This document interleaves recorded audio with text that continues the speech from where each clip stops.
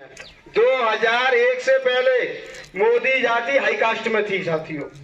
जब 2000 में मोदी जी जब वो मुख्यमंत्री बने गुजरात के, तो उन्होंने अपनी जाति बैकवर्ड में की। फिर हम जातिवाद नहीं मानते हैं। आप चलो आप तेली बनना चाहते हो, बन जाओ, कोई दिक्कत नहीं, लेकिन आपने तेली समाज के लिए 9 साल में क्या किया बताओ मुझे। आप वैश्य बनिया होने के बाद आपने पूरे बैकवर्ड को और बैकवर्ड के साथ एससी आदिवासी सभी को बेवकूफ बनाकर आपने कहा मैं तेली जाति का हूं। आपने कोई भला नहीं किया, ना तेली समाज का भला किया, ना निषाद समाज का भला किया, ना बैकवर्ड का किया, ना आदिवासियों का भला किया साथियों। बल्कि आपने तो ऐसा काम कर दिया जो कांग्रेस पार्टी ने आज से 75 साल पहले से जो उसने मेहनत करके देश को जो खड़ा किया। अंग्रेज जब चले गए यहाँ से तब क्या था यहाँ पर? कुछ भी नहीं था। आज अंग्रेजों को मैं धन्यवाद देता हूँ, उन्होंने हमारे देश के अंदर रेल का जाल बिछाया, उद्योग धंधे लगाए, बहुत सारा उन्होंने विकास कार्य किया। लेकिन आपने इतने प्रधानमंत्री हुए, पूरे देश ने, सबकी मेहनत होती है, देश आगे बढ़ता है, तब आपने उन विभागों को ही बेच दिया। भीमराव अम्बेडकर जी ने संविधान में हम लोगों को अधिकार दिया कि जिसकी जितनी संख्या है उनको अधिकार, हक, अधिकार, न्याय मिलना चाहिए साथियों। सरकारी नौकरी मिलनी चाहिए। आज पिछड़ी जाति के लोग पूरे देश में 56% है साथियों। 56% का मतलब होता है अगर कोई किसी विभाग में अगर 100 नौकरी निकलती है तो 56% नौकरियां बैकवर्ड की लगनी चाहिए।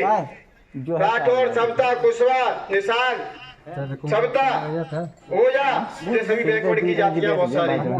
कितनी लग रही है नौकरियां? मैं पूछना चाहता हूँ यहाँ पर कितने लड़कों की सरकारी नौकरी है?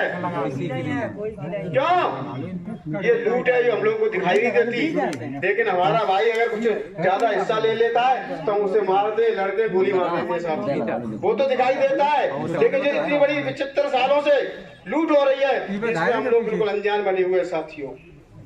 तो साथियों, दूसरी बात मैं करना चाहता हूं, जैसे हमारे कुशवाहा जी ने बताया कि पहले राजा महाराजाओं में ताकत होती जो शक्ति होती थी, वो आज मुख्यमंत्री और प्रधानमंत्री में ताकत होती है। वो बिल्डोजर भी चला सकती है। और आपका ये पूरा है ना, जैसे आपने सुना होगा मुलायम सिंह ने सैपई में बढ़िया सा एकदम बना दिया था उस समय, तो यहाँ को सड़क भी बना सकती है साथियों। ये सरकार की, राजा की पावर होती है। उसके पास सरकारी खजाना है। आपने देखा वो दिल्ली में अरविंद केजरीवाल ने कितना विकास किया, स्कूलों में एसी लगा दिए। तो सरकार का काम है, सरकार चाहे तो शिक्षा पर पैसा खर्च करे, किसी विभाग में खर्च करे और किसी विभाग में ना करे। आप देख लीजिए योगी जी को, उन्होंने अयोध्या में दीप जलवाते हैं, करोड़ों रुपए खर्च कर देते हैं, पानी में बहा देते हैं। और गरीब का कोई बच्चा अगर खत्म हो जाए, एक्सीडेंट हो जाए तो उसको कुछ नहीं देते। तो क्या है ये? इसलिए राजनीति में सत्ता जरूरी है। सत्ता में आने के लिए हमें एकजुट होना पड़ेगा। आज मैंने अध्यक्ष जी से कहा था ना, मुझे बोलना जरूरी है। आपने जो ये पंचायत रखी है, आपने, मैं जानता हूँ कि 82 गांव की पंचायत है, 42 गांव के लोग यहाँ पर बैठे हुए हैं। मुझे बड़ा खुशी हुई भाई, इतनी बड़ा संगठन। मैं आपसे पूछना चाहता हूँ, इतना बड़ा अगर आपने संगठन सामाजिक एक किसी मुद्दे को लेकर यहाँ पर बैठे हो, आप जब इसके लिए आप बैठ सकते हो तो सत्ता पाने के लिए आप क्यों नहीं पंचायत बना सकते हो साथियों, जिसमें हमारी युवा पीढ़ी का नौकरियां, सरकारी योजना, सब तरह से आपको पावर मिल जाएगी। जो आप आज आपको नीच समझते हैं, अपने बराबर में नहीं बैठा सकते, आपसे बात नहीं कर सकते, आपका अपमान करते हैं, अन्याय करते हैं, तो वो पावर आपकी जब सत्ता से आती है तो सत्ता के लिए हमें पंचायत बुलानी चाहिए साथियों।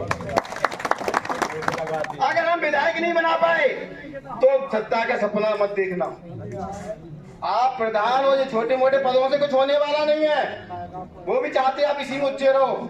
जब तक आपका विधायक, सांसद भोपाल में नहीं बैठेगा, आपकी समस्या को संसद, विधानसभा में नहीं रखेगा, तब तक समस्या हल नहीं हो सकती। तो हम लोगों को देखो, अब एक बात आती है, इसके आगे मैं बात करूंगा। किसी चीज को पाने के लिए हमें राशि बड़ी सोच रखने की आवश्यकता है। चाचा मैं कहा जो 2 मिनट के बड़ी सोच रखना बहुत जरूरी है। बड़ी सोच का मतलब होता है एक राजा की सोच होनी चाहिए। अगर हम छोटी छोटी सोचों पर आपस में अगर लड़ते झगड़ते रहे तो लड़ाई तो होगी, ये प्रकृति का नियम है, इसे कोई नहीं रोक सकता है। अगर वो अब आपके ऊपर निर्भर करता है कि हम आपस में ही लड़ते रहे कि अपने दुश्मनों, जो बड़े दुश्मन बैठे हुए हैं, जो देश के खजाने को लूट रहे हैं, उनसे आप लड़ना चाहते हो कि आपस में लड़ना चाहते हो?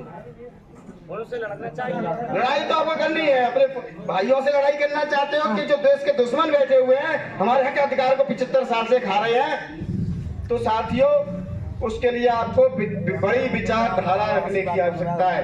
राज सत्ता ऐसे नहीं मिल जाती, उसे बलिदान देना पड़ता है, त्याग करना पड़ता है साथियों।